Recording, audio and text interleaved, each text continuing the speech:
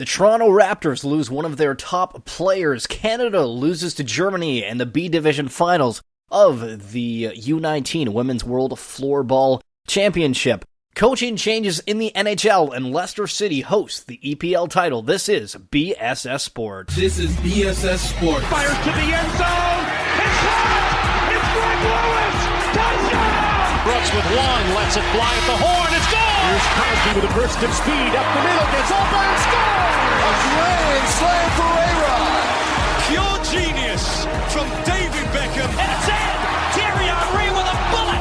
Touchdown. With Thomas Brooks, Steve Schill, and Trevor Struthers, only on 91X. My name is Steven Schill, and I'm with my co-host here, Trevor Struthers, all the way from Kingston. Trevor, how are you doing today? I'm pretty fantastic, actually. It's a beautiful Monday. This weekend, Canada lost to Germany in the B Division final of the U19 Women's World Floorball Championship. And essentially, if you were following the tournament at all, you know Canada hadn't lost up until this point, and actually beat Germany by the exact same goal differential of just one that they beat Germany by earlier in the week. But it's kind of weird to think that you can basically win every single game, but if you lose one, then it doesn't mean anything. And the reason why Canada was in the B division is because they hadn't done that great in prior tournaments. And so essentially how it works is in the B division, if you win it, the next year you move up to the A division final. But Canada played well. The crowds were actually pretty good. Trevor, I don't know if you got to catch any of the games, but I have to say, originally I wasn't thrilled and floorball. What is floorball? Except it's kind of one of those things that's bigger in Europe. But I mean, there's a lot of stick handling, and I mean, there was a couple of rough plays every once in a while, but it seems like a pretty fun game. Well, it seems like a European version of hockey without, it seemed like there was less rules. I don't think there were any, offsides or icings or anything like that. But floorball looks really intriguing, actually. It's like ball hockey is a comparison I would draw, which I used to play ball hockey. So maybe I should try floorball. Moving on to the Toronto Raptors of basketball, the Hoop Show, Jonas Valanciunas. Apparently, he's not coming back for this series. Hassan Whiteside, the breakout star of the Miami Heat, basically taking over for Chris Bosh's absence. But they're going out kind of at the same time. Hassan Whiteside has been listed as day-to-day. I mean, the series have been pretty close this far. Does anybody have a difference, kind of a benefit for losing Jonas Valanciunas or Whiteside? Which player do you think means more to their team? I don't know. It almost seems like a pretty fair trade-off for the most part. It's actually kind of funny because I was watching the game and you hear Whiteside's not coming back for the game and you instantly think, all right, this is good for the Raptors, right? They'll be able to get the ball down low to the post and try to score from there. But then they lose Valanciunas and then it's pretty much like an even trade-off, I feel like. Whiteside, I would say, he's a big physical guy that has a demanding presence, and it's something the Heat are going to miss because they just don't have that with a Haslam or somebody else there. But for the Raptors, with Valanciunas, I mean, that's another guy that's another physical, obviously big guy. He's usually the biggest guy on the court when he's out there. And whenever you lose something like that, there's not a guy that compares to Valanciunas in terms of his size, I feel like, on the Raptors that plays the kind of game he does. And Valanciunas also scored the first 6 points last game as well for the Raptors. So it's like when you actually give this guy the ball, he can contribute offensively. So they're both big missing pieces. But it's pretty much a fair trade-off, I feel like. There's no advantage going either way. 2 further points with the Raptors. One, I don't know why there isn't more of a marketing tactic around this Jurassic Park, because you know how much stuff you could sell just out there with all those people? It seems like it's been growing exponentially since its kind of inception when the Raptors made the playoffs that many years ago, which was 2-3 years. It's weird to think that we've been in a multiple year playoff run. It's cool. I like it. I'm a fan. But the thing that I'm not a fan about is Dwayne Wade. All right, so shooting hoops during the Canadian national anthem. It doesn't really matter who you are, what country it is, but generally whether you're talking or doing something other than just kind of standing there respectfully, it's a massive insult to the country and the people that live in it. And there's a lot of talk about, if a person, let's say a Canadian or somebody else did it during the United States national anthem, there would be way more of a repercussion instead of, fan hate and that's it. Yeah, well, I can see where you're coming from, but one thing I did hear, and I didn't have a chance to actually see how everything played out with the anthem and all that, but apparently the game op staff for Miami just kind of went into the Canadian anthem, according to somebody that I saw on like Facebook. So that's usually not the best source, but apparently that's what happened. But even then, like once the anthem started going, like even when the anthem was going on, Dwayne Wade's still there taking shots, and I don't know who the teammate that was down there was, but the teammate keeps feeding him the ball. And, I mean, yeah, you just can't, shouldn't do something like that.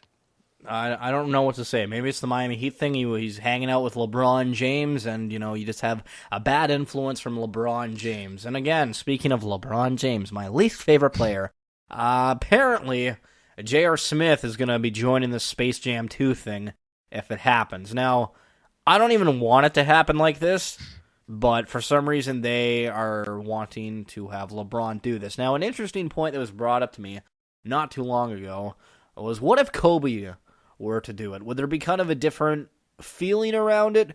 Because I have to say, I think so, because Kobe was like Michael Jordan, as in he didn't leave the team. I mean, obviously he got drafted in his inception year, but the point being, he's faithful. People only dislike him for taking too many shots. And kind of, towards the end, he was, hanging in the spotlight. But, I mean, you kind of have the right to. But LeBron has kind of made it a media show about him throughout his career, putting his "I'm going to Miami" on national television. That kind of, sealed the coffin of, okay, you're a non-likable person. But what do you think about the Space Jam thing, too? Is it worth doing? Are they having the wrong people do it? Well, the thing is, if it's Kobe Bryant now, doing the movie now, if it was back in his prime, it probably would be a bit more comparable and actually foreseeable for what LeBron James is doing. But now it's kind of his career's technically done now, and it's almost like, what's the point? The guy's past his prime. It's almost unbelievable. And it wouldn't actually surprise me if Kobe Bryant was in Space Jam, if he ended up switching sides and playing for the Monstars because they had a better team than the Toons. But I like how you remember that. I don't even remember the movie. I know what happens in it, but I don't remember it that well. But attaboy, Trevor. I remember the Monstars and the fact that Michael Jordan was golfing in that movie as well, and was pulled down into a hole on the green. But that's about the extent of what I remember of the movie. But I mean, it's going to be an intriguing thing just to kind of see with this overall movie, how they're going to end up doing it. Is it just going to be like the first Space Jam, or is the storyline going to be different, or what? And keeping with the basketball theme, and the person that could arguably do the next Space Jam 3, Steph Curry, still out. Apparently he's improving, in the words of Steve Kerr. But the point being is the talks about the Warriors have kind of dwindled off, and all the focus has been on the Spurs and Thunder. And my main question with this whole Spurs and Thunder thing is I wasn't really expecting the Thunder to put up a huge fight against the Spurs. However, they are. But depending on how they do in this round, let's say they make it through and then they go to the finals and then they win the finals. Does this make a difference whether Kevin Durant stays or go? Because OKC borderline makes or breaks depending on Durant's choices. Now, Russell Westbrook, fantastic player.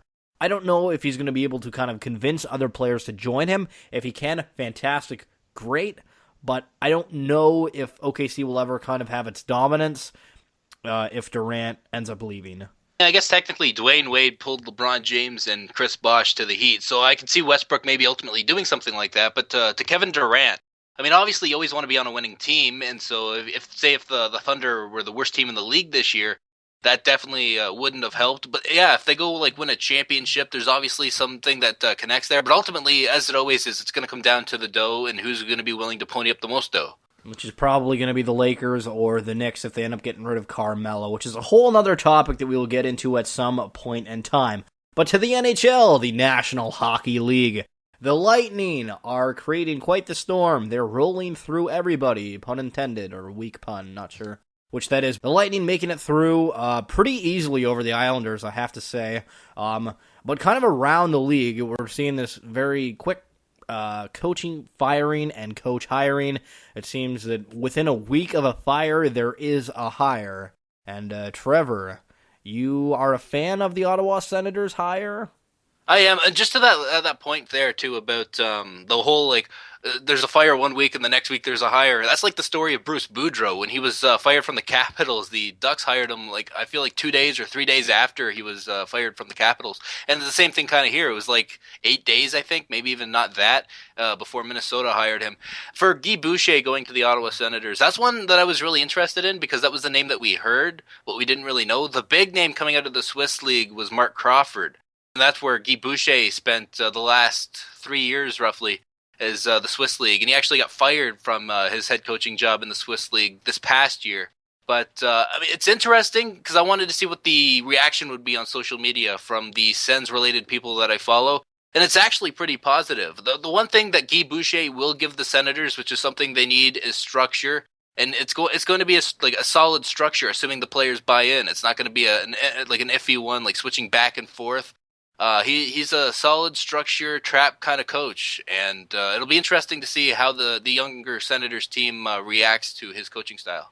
I think in general, just having a coaching change, I think people don't kind of pay enough attention to it. It's you're almost to an extent, if you put it to your parents, you're getting adopted by a different set of parents that you're going to have to see every day, be told what to do every day, and have guidelines every day. Do you think, players are immune to this now with the constant switching of coaches, or is it kind of just another, different dinner per se? I don't know. Now the buying in thing will be interesting with Ottawa because Guy Boucher is a guy that hasn't been around the league in 3 years pretty much since he was fired from his job with the Lightning. But he's also a guy that has seen success with a team like the Lightning. He went to the conference finals in his first year coaching the team. It was kind of downhill from there, but he is a guy that has seen some playoff success. I almost find it interesting, though. One of the things that Sens management was saying when they're looking for a coach was they wanted to find a guy with experience. This guy has 3 years of experience coaching, head coaching in the NHL, and so it's just kind of interesting because obviously Bruce Boudreau had the biggest resume, but I don't think they were willing to pony up the dough for Bruce Boudreau, or maybe it came down to an extra year because Boudreau got an extra year with the Wild. Well, the Senators went kind of from hero to zero as well in the kind of the past 2 years, and it happens too. The Senators aren't the only example of this. This is a team that was going through a rebuild, and they see random spikes. They had that historic run last year that never really should have happened, and if it didn't happen, they wouldn't have made the playoffs. So you see these flashes, but ultimately this is still a team that's rebuilding. And they're starting to get there, I feel like, but they're not there yet, and it's something they have to keep pushing for. And these flashes, it really angers the fan base almost, because as much as they like the flashes, then the downside to the flashes of success it's quite disappointing. Yeah, true enough. And disappointment would be a word for a couple of teams in the English Premier League, but not for Leicester City. At one point, they were a 1 in 5,000 odd to win the English Premier League title. And guess what happened this past weekend? They held the cup. Jamie Vardy had 24 goals on the season, along with Sergio Aguero of Manchester City, and Harry Kane of White Hart Lane was the leader of goals scored with 25. And all three of the teams that those players play on, Tottenham, Arsenal, and Manchester City, are in the Champions League. So it's kind of, I don't know if you could say that it's a necessary thing that you have at least one player that scores 20 goals or more in a season, but in soccer there's very few goals scored and you only play, just under 40 matches, so it is important to score as much as possible. But there's a few teams that have kind of, dwindled about and not really lived up to expectation, i.e. Chelsea mainly, Everton. West Ham United has had a pretty good year. Manchester United, they started off pretty horridly, but they made their way up. And Tottenham Hotspur, after being not exactly the most forefront team, they come in this year and they end up in second place, which is not bad. But I believe there is one match to go, and that could be decided between Tottenham and Arsenal, depending on if both win, if both lose. Currently, Tottenham has 70 points and Arsenal has 68, followed by Manchester City with 65. But another thing on the soccer front, the Toronto FC opened their new stadium, giving Sebastian Giovinco his Golden Boot award from last season. But Trevor, I gotta ask you a question. The ticket prices for Toronto FC have kind of skyrocketed, and yes, okay, we made it to the playoffs for the first time last year. We have the MVP in Sebastian Giovinco, the Atomic Ant. Do you think that it's the smartest move for Toronto FC to up the prices this year, or is it just what they have to do with the way the sporting world is going? It is for TFC. I mean, the fans won't necessarily like it because they're the one paying those prices. But obviously, with a better product comes people more willing to pay more to go to see games. It's the same thing with the Blue Jays, obviously, a very similar comparison in what you brought up. A team that hadn't made the playoffs in over 20 years. They make the playoffs last year, and prices go up. And they're doing actually very well in average attendance. I think they're top 5, maybe even top 3 in the overall major leagues for average attendance so far. And that's also with a reigning MVP on the field as well. So very comparable things there. And yeah, I mean, raising prices is going to happen. It is the smart move on the part of the marketing for TFC to actually raise the prices, even though because there's only so much you can actually fit into the stadium, obviously. If you keep prices the same, you'll have the people show up, but the money, it's more you make more money this way pretty much. And they're ultimately going to make more money this way, and that's why it's a smart move for them. I really wish I started to invest in sporting teams when I was younger. That's it for this episode of BSS Sports. My name is Steven Schill, of course, with Trevor Struthers. You can like us on Facebook at, BSS Sports. Follow us on Twitter, same name. You can see the archives on YouTube at BSS Productions. We will see you, or hear you, next Monday.